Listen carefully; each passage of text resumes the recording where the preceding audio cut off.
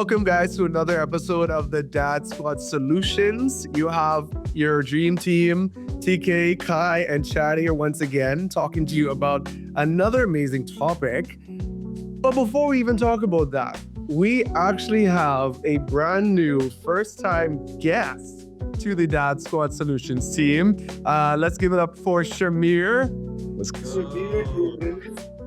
Hey, Vastus, I'm glad to be on this call. Yeah, we're so happy to have you a part of this today. Shamir is a dear friend of all of us. He is from India, which I can't wait to talk more about that part.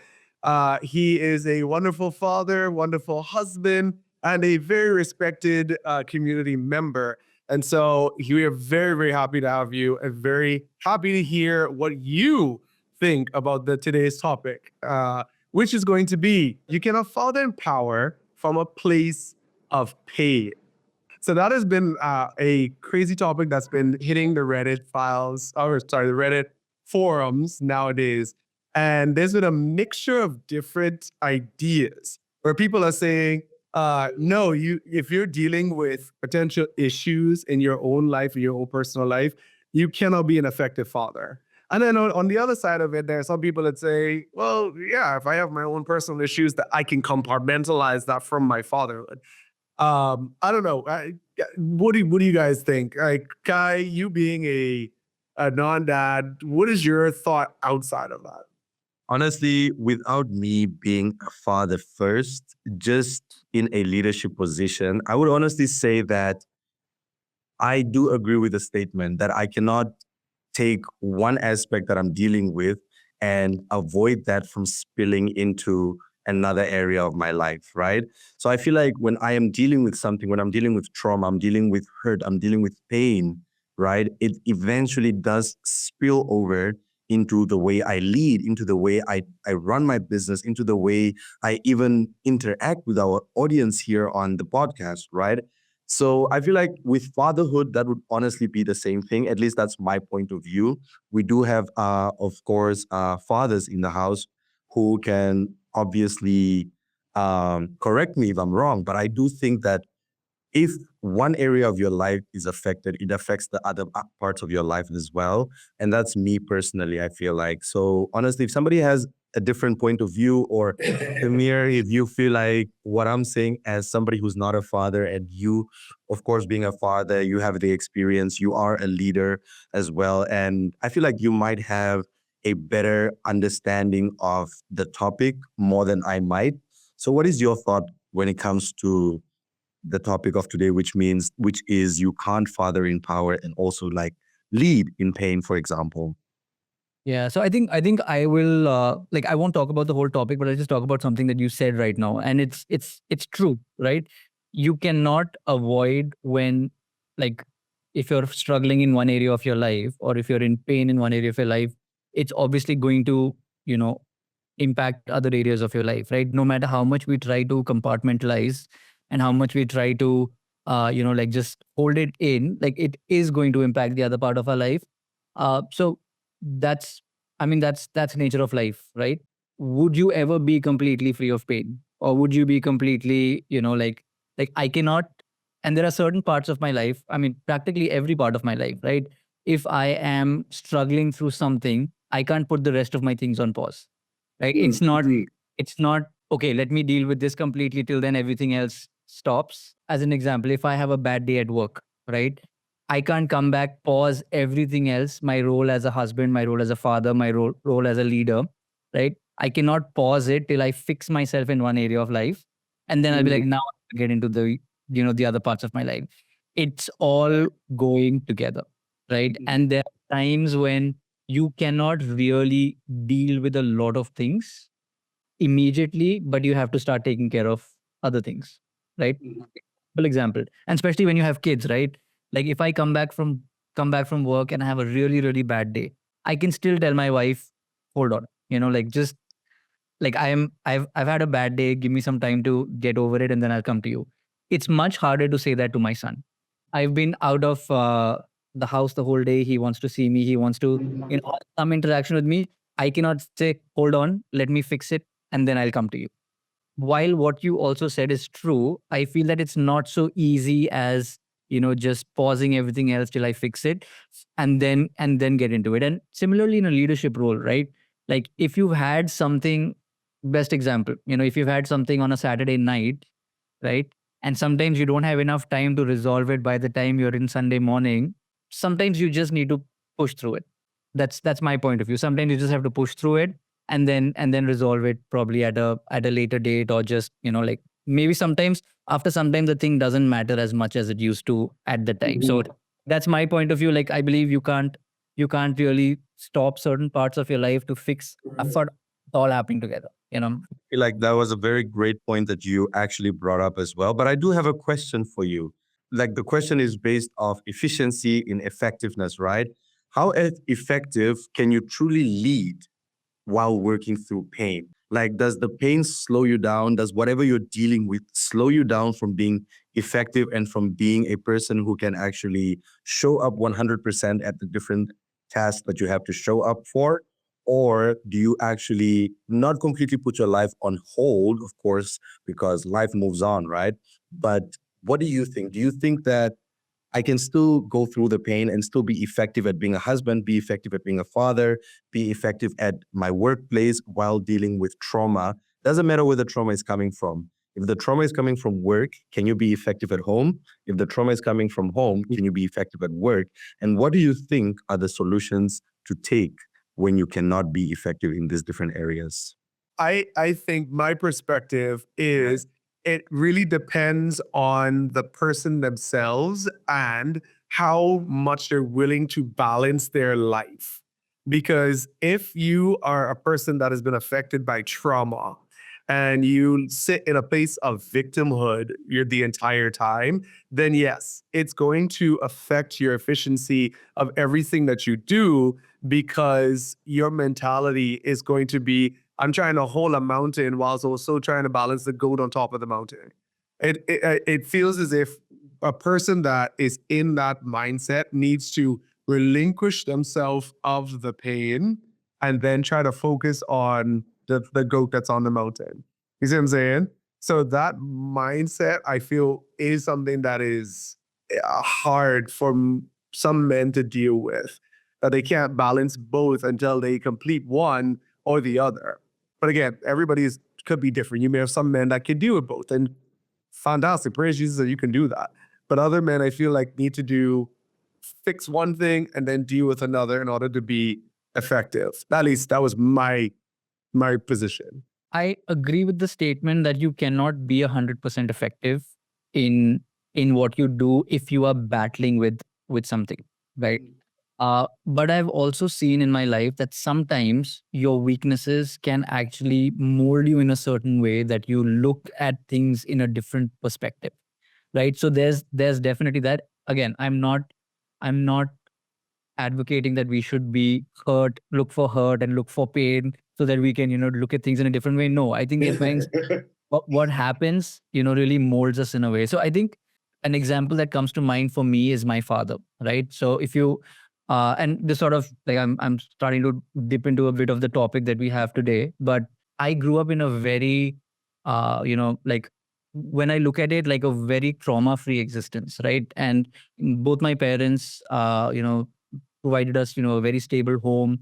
Uh, when I was a kid, I probably thought that I was, not like I didn't have everything. But now, when I look at things and when I have met other people, I have heard different stories. I am really grateful to my parents for the life that they gave me and my sister. Right, it was very hard for my dad specifically because he did not come from a stable home. Right, so I think I've spoken to a few of you about it. Like my dad grew up in an orphanage, right? His whole life he did not have a good role model for a father, and he had a lot of abandonment issues as a child, and probably as a teenager I had heard those stories, right? And it did not impact me the way it impacts me now, Mhm. right? Because now I know what it means to be a father, to not have that, like like I look at my son and how much my son, is dependent on me, like for someone else not to have that, right? And it sort of, it does something to you. But I felt that my father was like really good despite having a lot of trauma in his life. Right. Right? He was a good father. He is a good father. Sorry, he is a good father, and he provided. He was always present for us. As kids, and despite not having a good role model, he was still a very good father. And that's something I've told PK as well. I see a lot of that in him as well. How he is with his kids. So I feel that yes, you are not 100% effective if you are going through pain, but you can still be a father. You can still be present. You can still overcome some of those things that you are struggling with, some of the trauma. And I feel that my father never really got the opportunity to like really overcome his trauma. Right. Thinking they're from a generation where the mental health conversation was not so prevalent. Yeah. Resources were not so easily available. But I feel that despite all of that, he was able to like be a really good father, be a good, like he functioned as a pastor as well. Right. He is a pastor, so he's functioned as a pastor in leadership. He has functioned as a father. He's also functioned as a manager in a workplace. So he's done all of that, and he has done all of that really well. Now, definitely, maybe not 100%. Maybe if he had been able to deal with a lot of his issues, he could have probably been better in what he did. But I feel he did the best with what was available to him. That's beautiful. I honestly love the fact that you said that going through different things in life, it also molds you to become the person that you are today. And hearing that your father was also a pastor, he functioned in that position as well, and that everybody sitting on this call today or in this episode right now actually is a Christian. We are all believers, right? And for me, there's something that I personally walk by with as a Christian as well, is that where my strength ends, that's where God's begins. So I feel like honestly, and the Bible tells us you can do all things through Christ, He alone who strengthens you, right? So honestly, that is a very well said point that honestly, it does shape you. It does make you the man that you are today. And your circumstance does not define who you are or who you become in the future, right? Like you said, had the circumstance of like he was in the orphanage. He had all the reasons for him not to be a great dad. He had all the excuses that he could use. Yeah, he could have many excuses. Exactly. For him not to flourish in his business.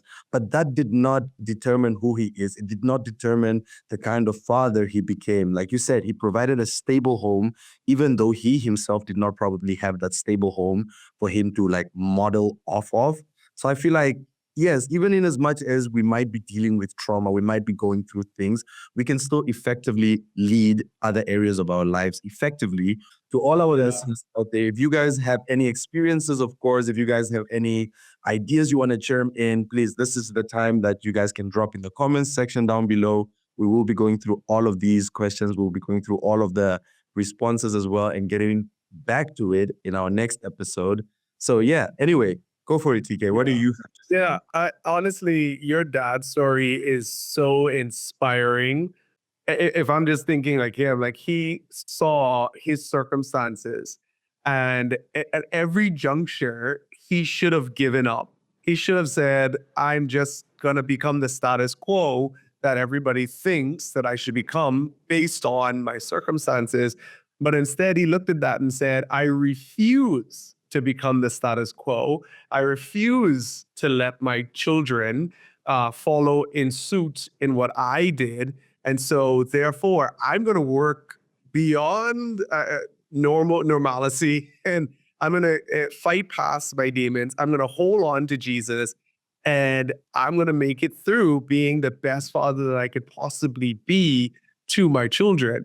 And just to see how you and your sister have just flourished, even despite everything that happened, like to your dad, he still imparted to you some amazing lessons, life lessons, biblical lessons that you walk with today. So, like with that, what do you think is one core lesson that a dad like yours, being through what he went through, but was still a fantastic father, what is one core lesson that you think he taught you that will never leave you? Fully transparent. My dad and me both are not the most communicative. Our telephone conversations are like a minute tops. That's a long. My God, wow. I thought I was the only one dealing with this. I can't say that. I'm totally different. So that happened, and then we sort of like, we felt that. So I was talking to my dad, and I was like, we were trying to get into this conversation as to, okay, we need to be more communicative, we need to speak to each other a lot. And my dad, like, he said one thing to me which like really broke my heart. He said, I don't know how I was a good father, right? Because I was telling him that, Dad, you've been a good father. He's like, I don't know how I've been a good father. And I just felt like that was completely God. He sort of led you in this whole thing because, you didn't have a role model, but you just did the things that you thought, you should have done. And again, it wasn't easy for him. He struggled a lot. He had this long time, like until the time my sister was born, he used to get like these terrible nightmares. He had a lot of abandonment issues. He felt like, the people he loves, specifically my mom, she would be taken away from him. He would like hoard like a lot of rations for like months and months together because he was always really fearful. And overcome a lot of that, right? And all of that. So yeah, if I ask, the one thing that I learned from my dad, I think it's basically just being present. Like he was always there. He like whenever my sister and I needed anything, he was always there. He was like super present. And like despite the fact that, sometimes being a pastor can be like very a time consuming, you know, job, and you're taking care of a lot of people. He was always there for us, and we sort of, like always found it easy to go to him, speak to him, and he really managed us very well.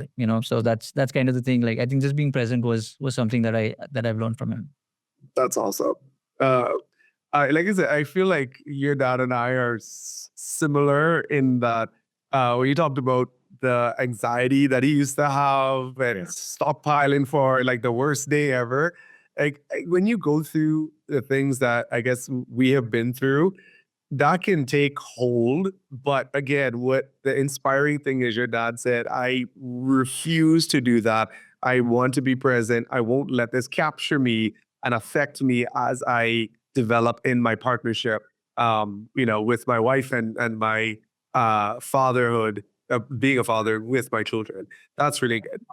And I believe that, and recently, my wife and I were part of this parents group where we were, like just talking about how to be better parents for our kids. And some of the parents, we started sharing, like what have we been through in life, and, all of the struggles. And I saw so many instances of, trauma being repeated from generation to generation. But in my family's life, in my specifically my father and my mother as well. But, I see more of the things of my father now because like he really literally said, I'm not going to let this happen to the next generation. And like he built a foundation for us where we are able to build on top of that. We are not fixing the brokenness of the previous generations because it's been perpetuated on us as well.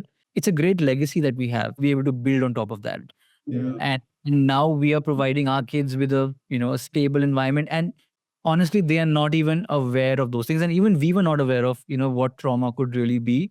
And now our our face our like they're seeing the benefits of that, of having like a stable home, where parents love each other, where parents are like they're literally taken care of, in a complete manner. There's a video out there through missions organizations where it's called The Shoulders of Giants. And in that, it said that where their ceiling is begins our floor. And so they are the ones that built up everything for us. And now we stand on top of them and continue on from there. So, yeah, I think that is absolutely fantastic. I do want to ask one thing though. So, going back to the original question, the first part of that is something that I want to ask you from your perspective, your understanding, and also we look at it culturally, right? Where it talks about you cannot father in power. Right. So, when we look at that word power, different cultures, that means different things. What do you think that means to you? Because in the Reddit comments, it's all over. Some people love the word and some people detest the word. Where do you sit on fathering in power? Yeah. So let me just quickly, I just want to address the entire question, right? Like, Yeah. can you, father in power from a place of pain, right? I hope I got the question right. Yeah. So the question is like, it's a very absolute question. We cannot say 100 times yes, 100% yes. We cannot say 100% no. But I think the question that I want to say is like, should you really father from a place of pain, right? Now, like in certain examples of like the example of my father, like I think in that generation where there was no access to resources, access to the tools required to overcome some of the trauma and the pain, he was still able to do that, right? But like, should he have done, like, if you have access to it, should you not deal with all of the pain? And I totally believe that you should not. It's not going to let you function from a place of 100% efficiency, right? You are going to have damage, and there's a high chance that you might even further pass on that damage without you knowing it, right? So yes, I mean, you could still do it, but should you do it? I think that's the actual question, right? We should not put ourselves through it when there is an option for us to deal with this, overcome this, and be a better father to our kids. Yeah. No, I agree with that. And so coming back to this question about the part of power, so I think my understanding is like, for me the term power is a little, it's a little tainted, but I also feel that the word power has been like really misused in my perspective, especially like from an Indian context. We are primarily a very patriarchal society. Yeah. And of course, there are exceptions. Like I also feel that my father was an exception. He was like, I didn't grow up in a very patriarchal house, but in a lot of cases where I've seen, the male makes the decisions for everything. It's like, it's a very it the women don't really have a choice in a lot of the things that are said. Their vote is not equally counted when it comes to making decisions. So for me, the concept of fathering in power, like, I'm just not very happy with that terminology.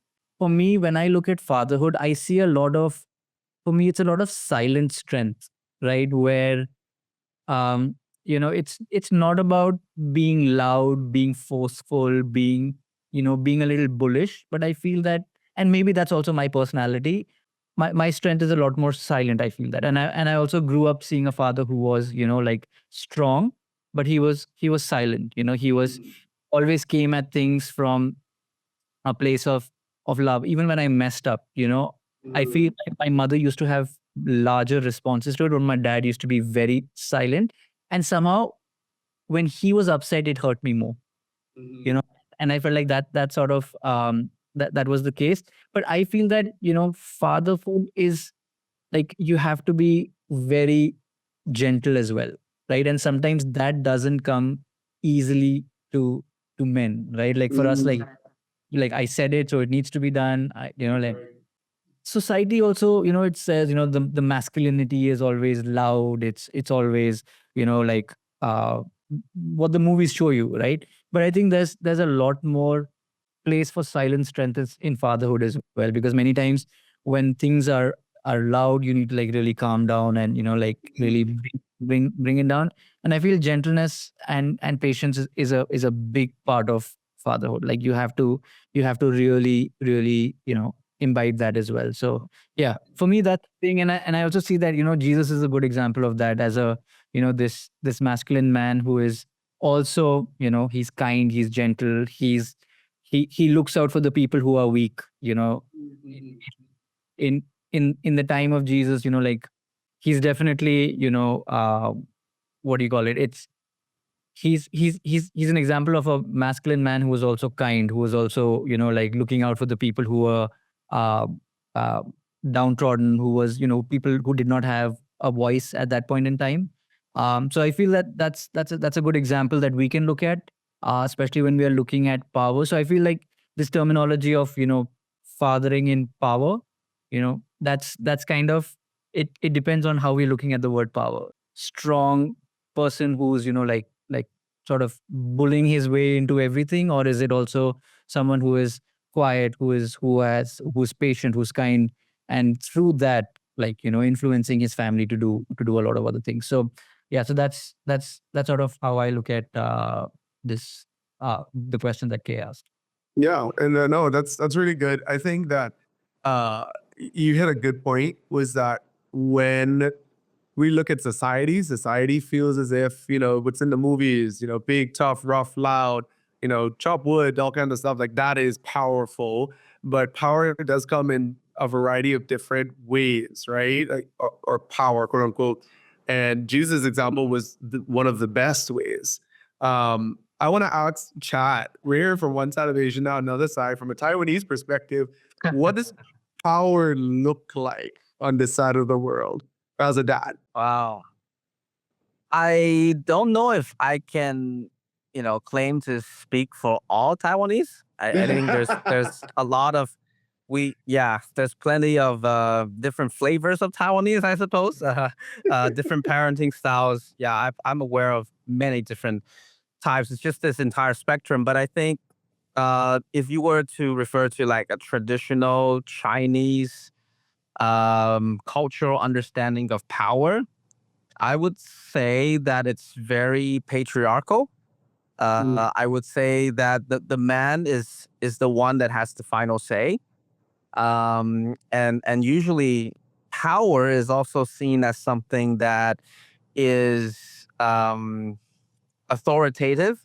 It gives a clear instruction, like the father or the husband will give a clear instruction, and usually that instruction is concise, it's clear, and you just have to follow it, right? So if you need to repeat yourself again, or if you need to constantly remind your family to do this or that or whatever it is that you want to see changed or happen in the family, then that means you probably don't have enough power, you don't have enough influence. It's like, say less and do more. So typically in a traditional Chinese family setting, you would be in a situation where the father doesn't really say much, but when he does say certain things, you're expected to do it, to comply. Yeah. And yeah, the final say belongs to the husband, to the father. I think that dynamic though has changed recently. However, there's a lot of just this globalization, right, and westernization of of even Asian cultures as well. So I'm just referring it from more of a traditional aspect. And yeah, so like I can quickly share from, if I may, from maybe a personal experience. So like for my dad, I think he has transitioned a bit from that traditional type of Chinese understanding of being a dad, because my grandfather would be someone who is uh, known to be strict. So let me give you a quick example. This is from what I remember. My dad would tell me that when they were young, they are only allowed to speak Chinese in the house. Now, a quick little background is they came over to Thailand, yeah, during the World War II and everything else, and my grandfather had to flee because of the communists and the Japanese invading China and all that. So they had to just exclusively speak Chinese, and if they don't, they actually have to be penalized by kneeling down, and holding a bowl or something. I don't know what they did, but it was some kind of a disciplinary action measure for them. They are only allowed to use chopsticks. You cannot use your spoon. You cannot use anything else. That was how strict my grandfather was. So I think that is a perfect illustration of what power looks like from a Chinese context. Is you just have to do what your dad tells you to do. And of course, the mothers are not allowed to question that, are not allowed to give a second opinion, So that was it. It was this absolutism type of parenting. And in terms of communication, my dad told me that his dad, so my grandfather and my dad didn't really communicate at, not like what we're doing now, this kind of conversation, like a heart to heart kind of talk. It was more of just whatever is needed, whatever words are needed to say certain things or give instructions, simple stuff, right? There's no deeper conversation. So yeah, I hope that gives us kind of an understanding of what it is. Maybe it's similar to what Shamir shared in some ways, in some regards, but maybe there's some differences as well. I love that. The fact that both of you guys mentioned silent power, that is honestly such a beautiful point to mention. But Shamir, I have one more question for you as well before I hand it over to TK, because I'm sure he has a few things for you as well. Mike, as a person who leads in silence, right? You have that silent power.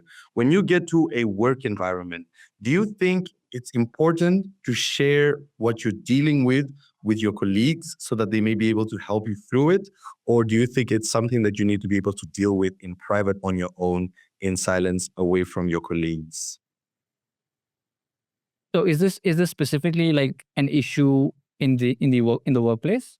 No, this is specifically a issue that we're dealing with individually as a leader in a workplace, right? Whatever you're dealing with, whether it's work related or whether it's family related, as a leader in the workplace, do you think it's important to tell the people that you're leading of what you're going through so that they may be able to be more understanding or be able to help you through it? Or do you think it's something that you need to be able to deal with privately on your own for you to be an effective leader in that regard as well? Well, I want to hear what he has to say about this one because So by nature, I'm a very private person, right? Okay. So you will not necessarily know. So the feedback that my colleagues have many times given me is that even if the sky is falling down, you will look like, you are so calm, right? I look calm. I may not be calm, Right. but I think that matters on what's the intensity of the issue that I'm facing with, right? Like, because let's say it's a work issue, I would definitely bring it up with my colleagues, right? And again, I don't have to bring it up with everyone. It depends like who is essential to the solution. If I'm going through something, and also because my manager doesn't sit in the same office with me, sometimes like I'm going through something in my office, and it's better to communicate to him so that he knows that there's something there. If I feel that there is an issue that is going to impact my work, like temporarily, like if I need to take a day off or if I need some space, like I tend to share the nature of the issue with my manager. I don't share it with everyone, unless like if you cannot be part of the solution, then like I don't really need to like share that with you unless there's a purpose behind it, right? Like I like that's my point of view. For others it may be different. Maybe for them just the act of sharing it with a colleague or a friend might be helpful in resolving the situation. So Right. I mean I leave that to their own thing, but I feel that like the kind of person I am, I think it doesn't hurt to tell people if you are going through something that is going to impact your day-to-day functioning with them, right? Like if there's something which is causing me to be, like short-tempered or something, like and of course it'll also depend on my relationship with my colleagues. Yeah. Like I don't tell someone who I'm not so close with that, hey, stay out of my way. But I have to keep it professional as well, right? So I think that's the kind of understanding that I have. But again, I think it depends on the nature of the situation, like who are the colleagues that you're facing. Like I have some colleagues in my office who are really good friends as well. So with them, I tend to be a little bit more open about the challenges that I'm facing. Sometimes they help me through it. Sometimes I just share with them. Sometimes I tell them that, hey, I won't be available for a little while for X, Y, or Z reason. So for me, that's kind of the thing, all with the caveat that I'm a very private person. I don't really share a lot of things with a lot of people. So to sum it up, feel safe that with the people around you, and Yeah. only if it's mission critical that you divulge this information with them, then you talk with them. Other than that, let work be work. my criteria is like, is this going to affect you, right? Like so like depends on like my wife. It like pretty much everything that happens to me will affect her in some way or the other, so she should know about everything, right? Correct. Then of course then there's family, right? Then there's people at church, there's people in my office, and then like there's like if there is something that I'm going through which is going to impact them, then yes, it's better to sort of like be a little bit open about it and talk about that to them. I want to just point on one thing that Chad said was quite interesting. Like he he was talking about, like patriarchal society, and then how westernization sort of led to like a reduction in it, like kind of like that. Like, I mean, I just don't want to, sell our Eastern cultures short. And there are a lot of Western societies, Western families that are patriarchal, right? So like, I think that it's more a matriarchal patriarchal issue, not an East West sort of. Yeah, because we're a Western that's quite matriarchal. Shamir, this was such a great conversation. Thank you for divulging such amazing information, and also sharing the gospel with our listeners. I think one of the big takeaways that I really understood is that even in the midst of difficult situations, difficult traumas, or things like that, that you have the opportunity to choose Jesus and to choose not to let that impact you in your fatherhood and in your relationships. So that has been fantastic. But I want to make this a normal thing. What is just the last big woo-ha power statement that you want to give to every father out there that's going to hear this episode? Yeah, and my power statement to you is like, if you're going through trauma, if you're going through pain, like there's no need to like push through it. I mean, you can do it, but why should you, right? Like I said, you're not going to be 100% effective, right? If you want to bring like your best to your family, best to your work, best to everything, like get help. Like make sure that you're speaking to the right people, speaking to people who can build you up, people who can like help you. If it's a really bad situation, get professional help. Like do everything that you need to do to be whole and complete, right? There's no point in struggling through something that you could like really you could resolve with a conversation or with help. That's very beautiful. Thank you very much, Shamir, for your time. We do appreciate you joining us today, being a part of the conversation. You have honestly shed so much light, especially for me, with the way I opened this conversation and you ended it. I feel like you gave me personally some clarity on how to be an effective leader in my workplace and to be able to manage my time or my emotions as well. And I loved what you said. Silence is always key, but not always as well, right? So if you guys are dealing with a few things, if you guys are dealing with some generational issues that you're going with, like curses or whatever that might be, seek help. You understand? That's what Shamir's dad did. He sought help. He was able to also break that generational curse, and he did not allow that to leak down to the generations to come. And that's why I can confidently attest and say Shamir is a great father today because of what he also had that was presented to him. So all our viewers, we would like to thank you guys. If you guys have anything to say, please do drop it in the comment sections down below, and we would love to read what you guys have to say. Would love to be able to just hear your thoughts, hear your heart, and be able to engage with you guys down in the comment sections below as well. Do not forget to like this episode. Do not forget to subscribe if you're not already subscribed. And that's DadSquad Solutions on all social media platforms again. And from us, Dad Squad, it's until next time.